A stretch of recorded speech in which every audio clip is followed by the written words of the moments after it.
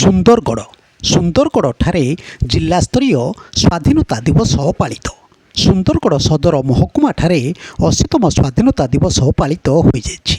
ଏହି ଅବସରରେ ମାନ୍ୟବର ଉପମୁଖ୍ୟମନ୍ତ୍ରୀ ମହିଳା ଓ ଶିଶୁ ବିକାଶ ମିଶନ ଶକ୍ତି ଓ ପର୍ଯ୍ୟଟନ ବିଭାଗ ଶ୍ରୀମତୀ ପ୍ରଭାତୀ ପରିଡ଼ା ମୁଖ୍ୟ ଅତିଥି ଭାବେ ଯୋଗଦେଇ ଆନୁଷ୍ଠାନିକ ଭାବେ ଜାତୀୟ ପତାକା ଉତ୍ତୋଳନ କରିଥିଲେ ଏବଂ ସମ୍ମିଳିତ ପ୍ୟାରେଡରେ ମୁଖ୍ୟ ଅତିଥି ଭାବେ ଯୋଗଦେଇ ଆନୁଷ୍ଠାନିକ ଭାବେ ଜାତୀୟ ପତାକା ଉତ୍ତୋଳନ କରିଥିଲେ। ଏହି ପବିତ୍ର ଦିବସ ଉପଲକ୍ଷେ ଉପମୁଖ୍ୟମନ୍ତ୍ରୀ ଶ୍ରୀମତୀ ପରିଡ଼ା ଦେଶର ମୁକ୍ତି ପାଇଁ ପ୍ରାଣବଳି ଦେଇଥିବା ଅଗଣିତ ସ୍ୱାଧୀନତା ସଂଗ୍ରାମୀ ତଥା ବିଶିଷ୍ଟ ଜାତୀୟବାଦୀ ନେତୃବୃନ୍ଦଙ୍କୁ ଭକ୍ତିପୂତ ଶ୍ରଦ୍ଧାଞ୍ଜଳି ଜ୍ଞାପନ କରିଥିଲେ। ବିଶ୍ୱ ଇତିହାସରେ ଭାରତର ସ୍ୱାଧୀନତା ସଂଗ୍ରାମ ଏକ ଅନନ୍ୟ ଅଧ୍ୟାୟ।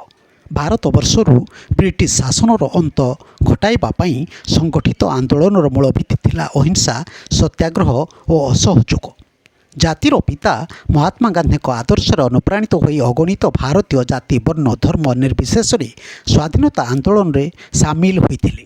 ଦେଶର ମୁକ୍ତି ପାଇଁ ପ୍ରାଣବଳି ଦେଇଥିବା ସ୍ୱାଧୀନତା ସଂଗ୍ରାମୀ ତଥା ବିଶିଷ୍ଟ ନେତୃବୃନ୍ଦ ଯଥା ପଣ୍ଡିତ ଜବାହରଲାଲ ନେହେରୁ, ସର୍ଦ୍ଦାର ବଲ୍ଲଭଭାଇ ପଟେଲ, ମୌଲାନା ଅବୁଲ କାଲାମ ଆଜାଦଙ୍କ ସମେତ ନେତାଜୀ ସୁଭାଷ ଚନ୍ଦ୍ର ବୋଷ, ଶହୀଦ ଭଗତ ସିଂ, ଚନ୍ଦ୍ରଶେଖର ଆଜାଦ ପ୍ରମୁଖଙ୍କ କୀର୍ତ୍ତି ଆଜି ଇତିହାସରେ ସ୍ୱର୍ଣ୍ଣାକ୍ଷରରେ ଲିପିବଦ୍ଧ ରହିଛି।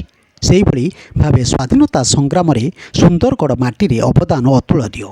ଭଗବାନ ବିର୍ସା ମୁଣ୍ଡା, ନିର୍ମଳ ମୁଣ୍ଡା, ଜଗନ ତନ୍ତୀ, ବଳଭଦ୍ର ତନ୍ତୀ, ଦ୍ୱାରିକାନାଥ କୁସୁମ, ଓକିଲ ଧନଞ୍ଜୟ ମହାନ୍ତି, ଚିରଞ୍ଜୀଲାଲ ଶର୍ମା, ଅଭିରାମ ପ୍ରସାଦ ବର୍ମା, ଗଙ୍ଗା ସିଂ, ଫତେ ଚାନ୍ଦ ଭଳି ଅନେକ ବୀର ସନ୍ତାନମାନେ ଇଂରେଜ ବିରୋଧୀ ଆନ୍ଦୋଳନକୁ ଆହୁରି ବ୍ୟାପକ କରିଥିଲେ।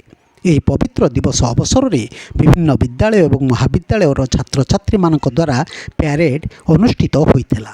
ସମ୍ମିଳିତ ପ୍ୟାରେଡ୍ରେ ଶ୍ରେଷ୍ଠ ବିବେଚିତ ଦଳଗୁଡ଼ିକୁ ପୁରସ୍କୃତ କରାଯାଇଥିଲା।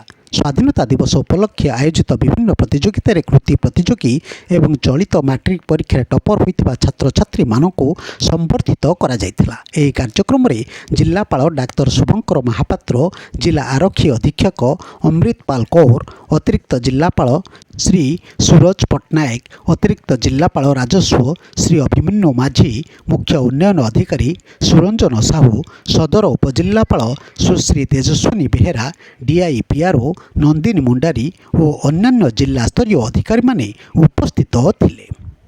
ବ୍ୟୁରୋ ନ୍ୟୁଜ୍ ଓଡ଼ିଶା କଥା ୟୁଟ୍ୟୁବ୍ ଚ୍ୟାନେଲଟିକୁ ଆପଣମାନେ ଦେଖୁଛନ୍ତି। ମତାମତ ଦିଅନ୍ତୁ, ଲାଇକ୍ କରନ୍ତୁ, ସବସ୍କ୍ରାଇବ୍ କରନ୍ତୁ ଓ ସେୟାର ମଧ୍ୟ କରନ୍ତୁ।